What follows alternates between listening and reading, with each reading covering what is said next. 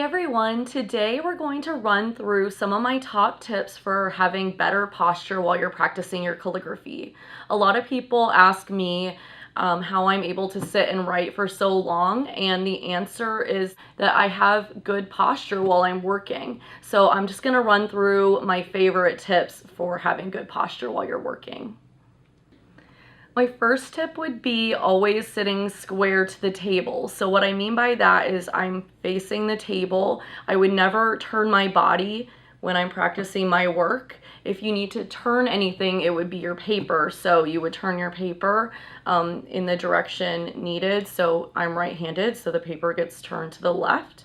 And my body is always sitting square, straight on to the table.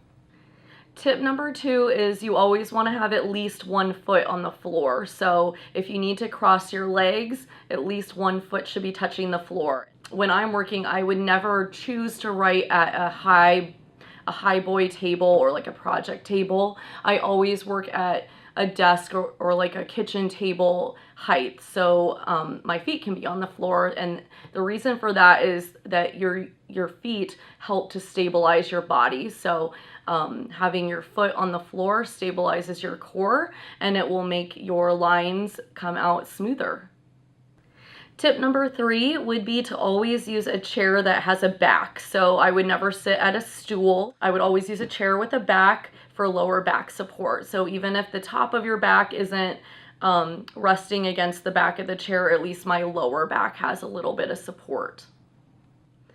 Next tip would be to always keep your shoulders down. So shoulders down away from your ears. You would never write hunched over. That's going to be very painful for your neck and your back, and it just isn't going to feel good after a few hours of writing. So if you need to lean forward, that's fine. Hinge at your hip forward with your shoulders down away from your ears. All right, my next tip would be to always stay within your comfortable writing zone. So what that means is when you go to start writing and you let your hands fall onto the desk, that 6 to 8 inch approximate circle area would be your comfortable space. So you would never want to be reaching outside your zone. That's going to feel very uncomfortable. When you're working, you always want to write, and then when you get too far and your hand just won't really comfortably move any further, you just scoot your paper gently over, and that way you can stay within the zone and you're not reaching outside of that comfortable space.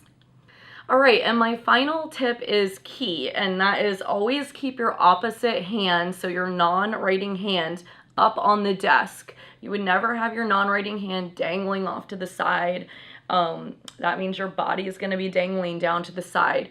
Your non-writing hand should be up on the desk, and you're putting your body weight on this arm. So as you're working, you are resting the palm of your hand on the table, but it's just lightly gliding across the page, and your weight is on this hand. So that's stabilizing your body and your core, and that's going to help your lines look more steady and smooth. So you would always hold what you're working on steady, and whether it's an envelope or like a pad of paper, and that's just gonna be good practice to keep your hand on the table and support your body while you're working.